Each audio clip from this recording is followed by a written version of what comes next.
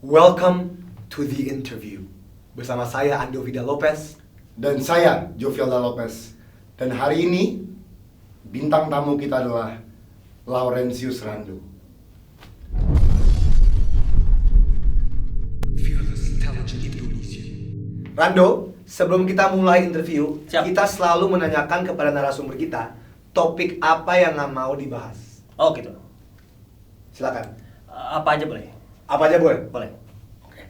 Silakan. Menarik. Oke. Pertanyaan gue pertama sangat simpel. Oke. Gue mau tahu asal muasal lu dulu. Sebelum lu sebagai Laurentius Rando sekarang, lu tuh apa, ngapain, kerjanya apa? Berarti ceritanya pas sekolah dong, karena gue sebelum YouTuber kan sekolah sama kuliah. Oke, terserah. Oke. Jadi gue lahir di Jakarta pada tanggal 4 Maret 1992. Terus habis itu gue orang Jawa Belanda. Jadi bokap gue itu setengah Jawa setengah Belanda, sementara nyokap gue itu Jawa gitu. Terus gue SD di Fransiskus Assisi. Terus gue SMP di SMP Marsudirini Cawang. Oke. Lalu gue SMA atau SMK karena gue waktu itu masuk pariwisata. Nyokap gue itu SMK juga di pariwisata. Dan dari pariwisata dia langsung kerja. Jadi dengan asumsi yang seperti itu, nyokap gue berharap, karena nyokap gue kan single parent seperti yang di drama life gue, dia berharap gue membantu ekonomi keluarga supaya nanti gue setelah lulus SMK tuh langsung kerja. Oke. Tapi ternyata gue SMK di Teresia Pariwisata, setelah lulus gue sempat magang di sebuah tour and travel. Terus gue memutuskan gue mau kuliah aja gitu. Waktu gue memutuskan gue mau kuliah, gue gak punya modal karena orang tua gue juga yang namanya single parents kan gue juga punya adik gue bahkan banyak. Jadi gue mesti ngumpulin biaya untuk kuliah. Di situ kebetulan gue juga nabung dari lama. Plus gue karena gue nggak terlalu betah untuk kerja di kantor. Sebenarnya nggak ada masalah sih sama kerja di kantor. Cuma mungkin gue pribadinya aja lebih sukanya orangnya tuh outgoing gitu, keluar ke lapangan. Karena gue asumsinya, gue seneng nih di pariwisata, kerjanya jalan-jalan.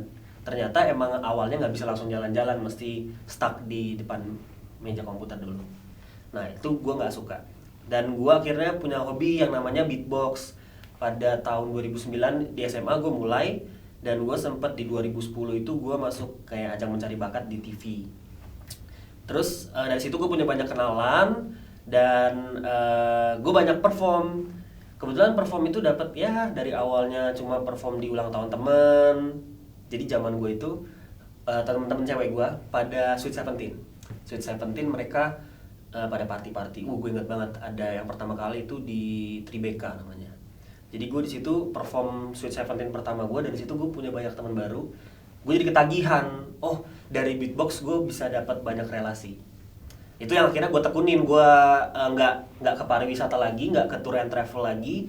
Gue lebih ke beatbox. Terus karena gue nggak punya modal, nggak punya duit, dan untuk masuk TV gue udah pernah, dan itu prosesnya susah, harus audisi dulu, harus casting dulu. Jadi TV ini bukan sarana yang bersahabat buat gue waktu itu pribadi. Jadi gue mikir gimana caranya gue bisa menyalurkan bakat gue supaya nanti bisa perform dan akhirnya bisa nabung buat kuliah. Gue menggunakan fasilitas yang gratis yang ada, yaitu internet. Terus di internet nih ada apa yang bisa dipakai? Akhirnya gue bikin Twitter, gue bikin Facebook, gue bikin ada namanya Hip Hop Indo waktu itu. Pokoknya semua forum-forum gratis gue masukin. Sampai majalah Hai waktu itu punya profil band gratis gue masukin, walaupun gue bukan band, gue beatbox. Akhirnya ada satu platform yang emang gue tahu dari lama dan gue memberanikan diri untuk terjun ke dalam platform itu, yaitu adalah YouTube. Gue mulai YouTube dari channel Jakarta Beatbox di tahun 2009 atau 2010, gue agak lupa. Intinya di situ gue mulai video pertama gue, idenya itu adalah tutorial beatbox. Jadi gimana ya caranya memperkenalkan bakat gue. Soalnya gini, orang itu gue nge-beatbox aja mereka masih nanya itu apaan. Orang nggak tahu itu apaan, nggak ngerti. Itu tuh pakai alat, ada alat di belakang atau lip sync atau gimana. Jadi gue paling benar adalah yang ngajarin ke orang-orang caranya yang gue tahu. Kebetulan di luar negeri udah banyak yang bikin tutorial, tapi di Indonesia ada tapi cuma 1 atau 2 gitu. Dan itu ada teman gue juga yang bikin tutorial, namanya Mas Indra Aziz kalau kalian tahu. Dia salah satu vocal coach yang sangat gue respect banget. Terus gue berinisiatif, gue juga mau bikin tapi ya versi gue. Akhirnya gue bikin dan ternyata booming gitu.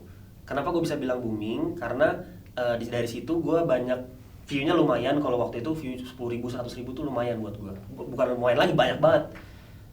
Gue dari situ banyak panggilan untuk pertama perform dan ngajar di sekolah-sekolah. Sekolah yang pertama yang gue ajar adalah Semak 7 Penabur.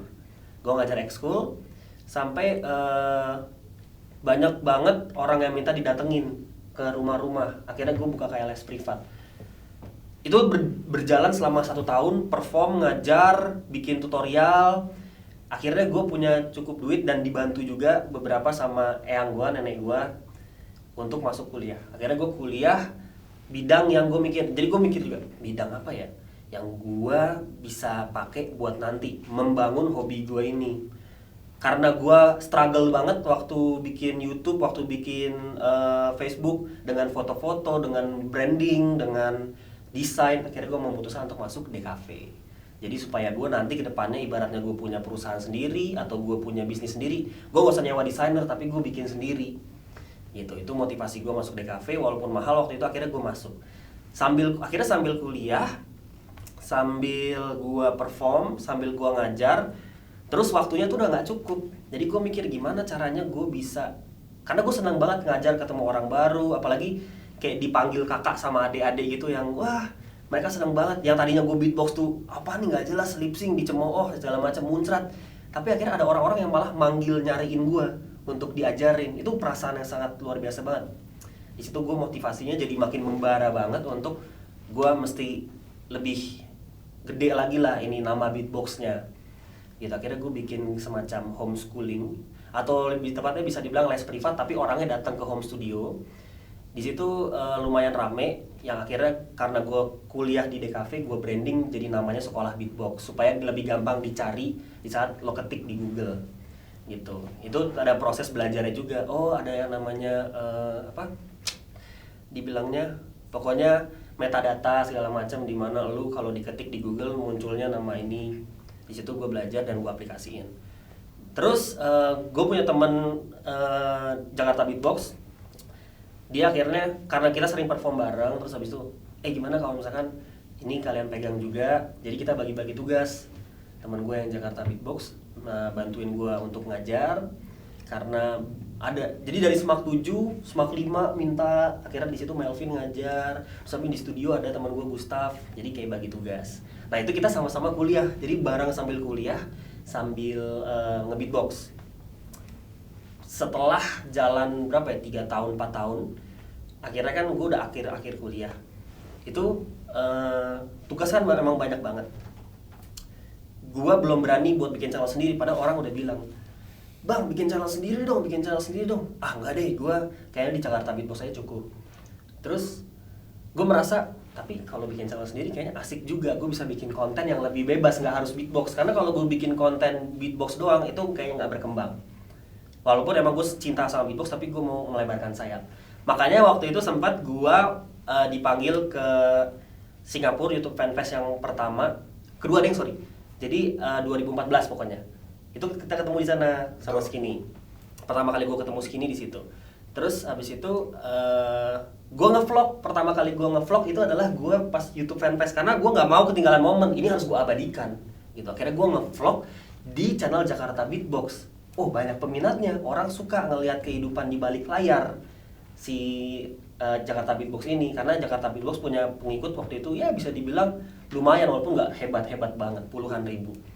Terus orang pada lebih semangat lagi, "Bang, bikin channel sendiri dong."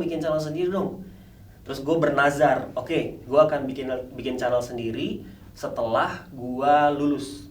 Jadi gue kejar untuk lulus tepat waktu, gitu. Gue kejar untuk lulus tepat waktu. Akhirnya ada satu cerita menarik. Jadi gue itu selama kuliah kan sambil kerjanya itu nge-YouTube, tapi YouTube Jakarta Beatbox. Jadi waktu gue sidang tugas akhir itu di tanggal Juli, kalau nggak salah Juli 3 gitu ya. Besok paginya, jadi pengumuman sidang udah kelar, kamu lulus, siap, nilainya segini.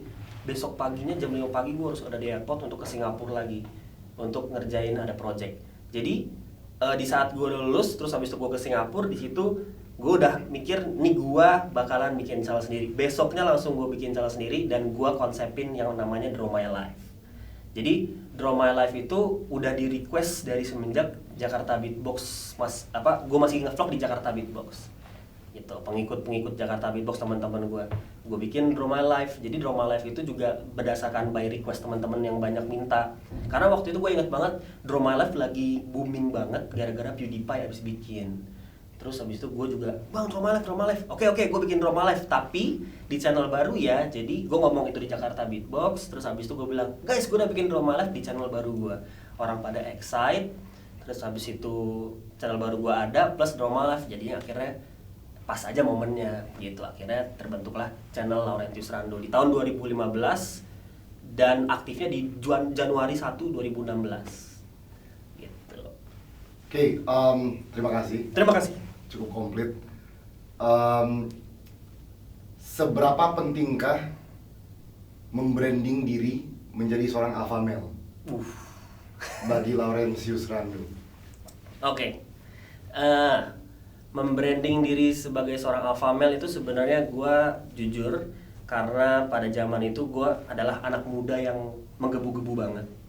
Bisa dibilang tingkat kalemnya itu kurang gitu loh. Jadi terlalu meledak-ledak, semangatnya berapi-api. Jadi gue pengen membuktikan, karena gue melalui proses di mana orang tuh mencemooh. Bahkan dari sebelum jadi YouTuber itu udah dicemooh dari beatbox. Lu beatbox nggak bisa apa-apa. Lu ngapain bikin sekolah beatbox? Lu nggak punya klasifikasi untuk jadi seorang guru. Lo ilmu lo apa? Emang lebih banyak yang lebih jago beatboxnya gitu. Tapi menurut gue nggak ada salahnya kalau gue mau berinovasi gitu. Jadi gue itu dari gue umur 17, 18, gue itu berjalan di karir gue sebagai beatboxer tuh penuh dengan serangan.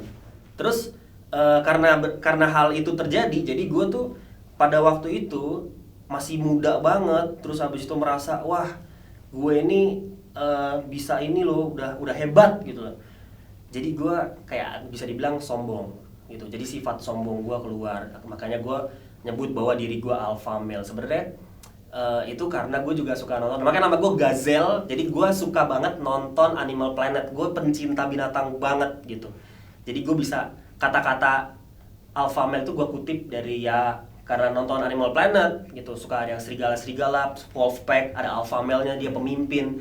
Maksudnya alpha male itu adalah gue cuma bahasa kerennya bahwa gue seorang pemimpin di Jakarta Beatbox, di komunitas gue gitu loh. Dan gue bisa bawa teman-teman gue bisa sampai kancah internasional yang tadinya dibilang lu nggak bisa apa-apa, lu nggak punya klasifikasi menjadi seorang guru di tempat les, lu nggak boleh bikin video klip, lu nggak usah sok jago bikin Jakarta Beatbox gini. Nah, apa yang membuat lu berpikir seperti sekarang? Apa yang membuat lu berpikir, oh gua dulu sombong? Itu apa? Banyak banget, gak cuma apa satu hal, tapi banyak banget. Jadi gimana ya? Kalau diceritain secara keseluruhan nggak bakal kelar, karena itu sebuah proses. Jadi gue melalui hal ini, gue gagal, gue jatuh, gue kena kasus, gue kena masalah, terus habis itu gue dicemooh, gue bahkan ditinggalin orang-orang yang gue sayang, terus habis itu orang tua gue juga nyadarin gue, bahkan juga bisa dibilang mungkin nanti gue akan jawabnya sejujur-jujurnya, emang ada peran Tuhan juga gitu loh. Jadi gimana ya? Ada sesuatu hal yang gue nggak bisa jabarin secara logika, secara spesifik, tapi ada campur tangan Tuhan di dalam hidup gue yang nyadarin gue kayak nabok. Gue kemarin baru kayak abis persekutuan doa. Terus habis itu kita ngambil kertas random gitu, kertasnya tuh kayak undian. Isinya tuh kayak ibaratnya kata-kata dari Alkitab. Set diambil, ada satu kata, gue pas banget ngambil tulisannya gini. Apabila aku sayang padamu, maksudnya aku ini Tuhan gitu, aku akan menghajar engkau gitu, supaya lo nggak pergi ke jalan yang salah. Jadi Tuhan itu kalau misalkan sayang tuh emang anaknya tuh dihajar, muridnya tuh dihajar supaya nggak jatuh ke lembah dosa lah ibaratnya kayak gitu. Itu salah satu contoh yang mungkin bisa gue ceritain. Sisanya agak spiritual. Jadi gue di situ juga bertemu kayak peran Tuhan tuh berasa banget. Jadi ya perjalanan hidup lu lumayan jauh seperti lu ceritakan, dan lu udah membangun channel YouTube lu sedemikian besarnya. Suatu hari lu harus nonton setelah sebuah kasus subscribers lu berkurang, the countdown of your subscribers, itu perasaan lu gimana men? Ngeliat subscribers lu kabur satu-satu gara-gara kasus lu.